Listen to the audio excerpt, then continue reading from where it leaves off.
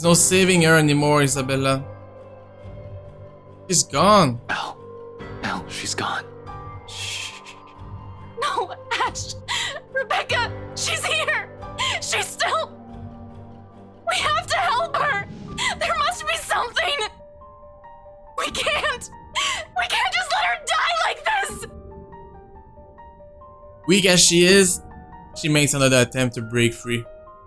But my arm stays unyielding against her, and instead I draw her head closer, her facing sinking into my shoulder as furious tears flow from her eyes. At the sound of her sobs alone, everything around us fades. Every sound, every movement becomes nothing but noise. No more. Even now, I can't do anything other than stare at the pool of blood on the pavement and hold on to Isabella like a lifeline as she does with me. Can't even bring myself to move. Because no matter what I say or what I do right now, empty words won't bring back the friend we lost. Numb is an understatement. No, I feel dead inside. We both do. Zach's in prison and Rebecca's. The weight of my own failures has never felt as palpable as it does right now. In the end, I can only hang on to all that remains.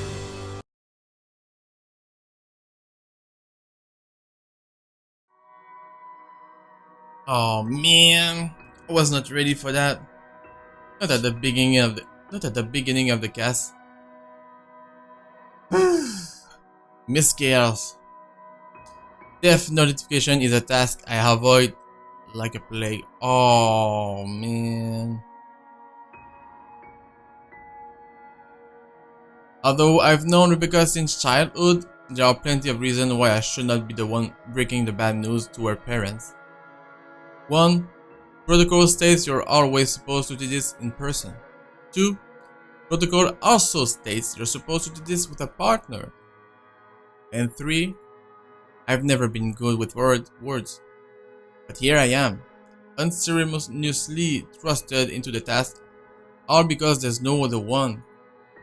As expected, everything goes as well as my blunt mouth can take. Miss K's relentless sobs echo loudly through the receiver when I finish informing them, while all I can say before ending the call is an empty... I'm really sorry, Miss Gales. Before ending the call with a click and heading back inside Isabella's apartment. Her mom's voice still rings in my ears even as I leave it out in the hallway behind me. Yeah though, Isabella's cries have already faded into soft whimpers, and sometime while talking to Rebecca's family, she has fallen asleep. Now she lays still, curled up under her blanket. Wordlessly, I take the empty space on the edge of the bed. Despite how peaceful this all seems, the gravity of her death has hit all of us hard. It's in the dense air now lingering the room. It hangs heavy in my shoulders while I try to make sense of everything in my head. Most of all, it's in the furrow between Isabella's brows. Gently, I reach out to smoothen it out. She reacts with nothing but a sigh before turning on her back and burying herself further under the sheets. Rebecca's dead. She's the last person I need to account for, damn it. Although Zach's not in a better situation, he's alive. Isabella's here. How could this have happened?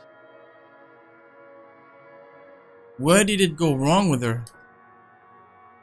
With no ears to hear, this question merely fades into nothingness. How many more close calls do we have to go through? How many deaths do we have to witness? How long can we keep this up? We're bound to break at one point. No normal human being with a sane mind can last like this, losing people important to them one by one right in front of them. It's a miracle Isabella has not cracked yet. She, out of all of us, carry a much deeper attachment with the people she loves no matter how little time she spent with them. After all, she was the one who found that letter. I expected her to have caved in by now, yet her voice, surprisingly calm and composed in the face of this, is what suddenly cuts through the thick air. Ash, what do we do now? It's a question I've been dreading to hear. Unable to offer an answer, I avert my gaze and mumble my uncertainties under my breath, hoping she won't hear. I don't know. I don't even know how I'll be able to keep you safe. We can't let that woman, that thing, take more people from us. I'm not going to lose you or Zach to her. And I you. Her bed creaks, tips when she pushes herself of it and takes the empty space on the couch. Quietly, she begins gathering her paper from the BRC and starts laying them out on the table. Once done, she glances briefly at me, a sharp, determined one, then gets straight down to business without another pause. With what happened, I have no choice but to follow her lead. Although there's some tense fumbling for words at first, the whole conversation gains steam soon enough. All at once, everything was brushed off, carelessly ignored, and rudely dismissed as being laid out for close scrutiny. Her encounters with the woman are close brushes with death every time she appears. The dread, the fear, the terror she brings out even in the bravest of us. Everything. Because no matter how bleak this all seems, there must still be a way out of this. There has to be. Logic be damned. Or at least, that's what Isabella and I would like to believe. Yet, even as the cold morning light shifts to be warm hues or of late afternoon, and eventually night, none of this still makes a fucking damn sense. Darkness has fallen, but we're still nowhere near figuring things out. If anything, we're more at a loss than we've ever been before we've even started this. The next thing I know, frustration rears its ugly head and the sheets of paper have been holding smacks the table harder than I've intended. The sound of it echoes loudly in the small room and everyone simply falls silent. Along with it is a release of another long-held breath. Perhaps the 100th since this morning. We aren't getting anywhere at this rate. Don't just drop it. There must be something in this we aren't seeing yet.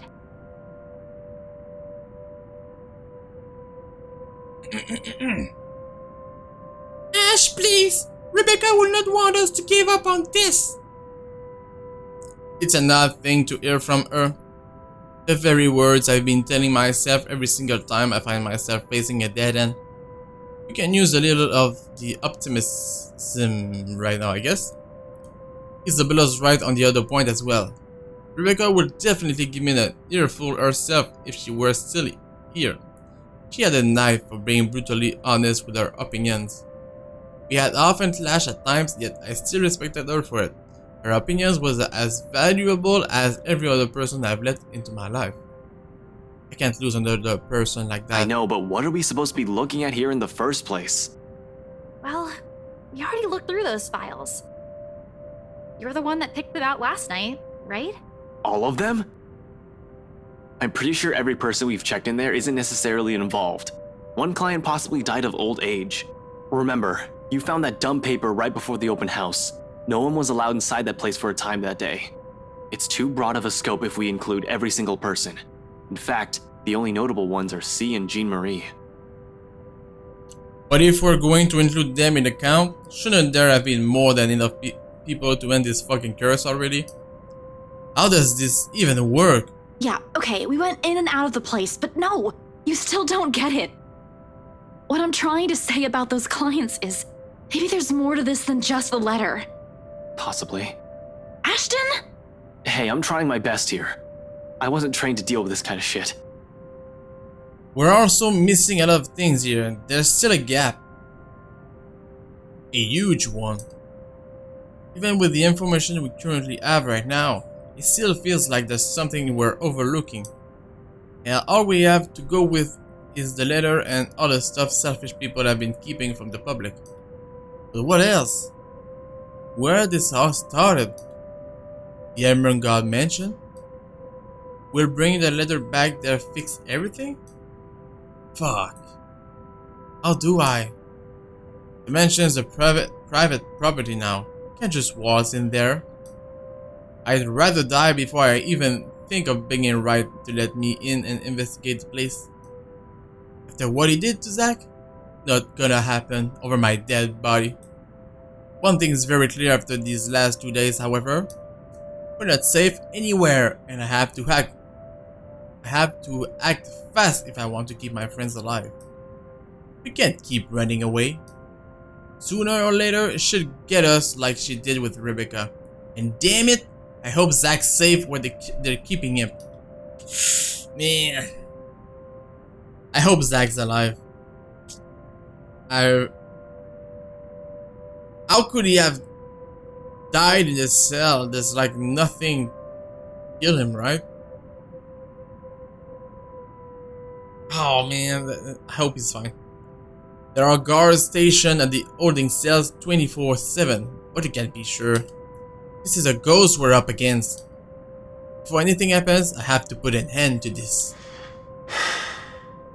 Sighing, I stand up and stretch out the kinks in my back after several hours of sitting. We've been at this for too long. A break is needed. Time to let everything to sink, or else we'll all burn out.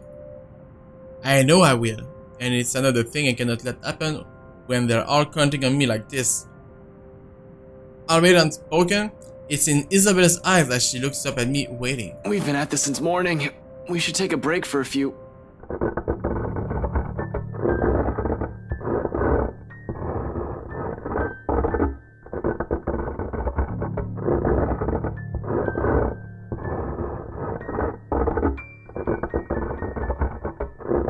Nope. Nope. The rest of it never makes it out of my mouth as something heavy and grating sound from the far end of the room. A harsh booming noise rending through the eardrums of everyone in the room. All at once, Isabella's on her feet while I quickly palm for my gun on the table. However, before I can pull it up and remove the safety, the whole racket stops. Stillness descends into the room, and amidst the sudden hush, the two of us exchange anxious glances. So much for a break. Ash, do you think that's her? Maybe? Gather everything. No questions asked.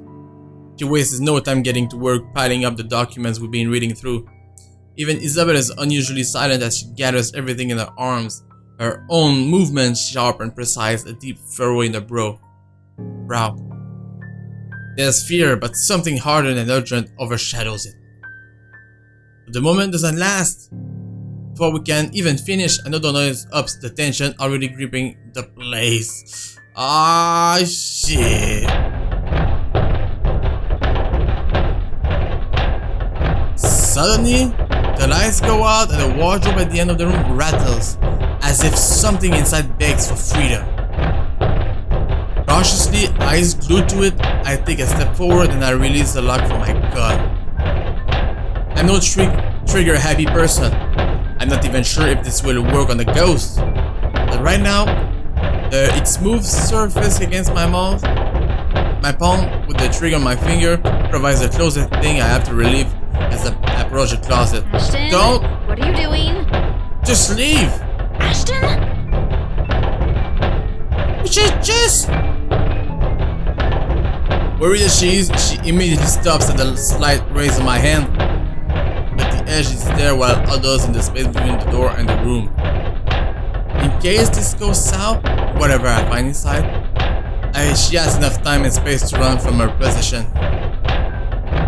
Oh man. In 2 deep breaths, I've crossed the room and stood in front of the closet. Oh man, I don't want to open that. Whatever's inside has yet to stop trashing. Instead, it has now moved to banging at the door, louder and louder the longer I dally. Another shallow breath. A glance at Isabella. A nod?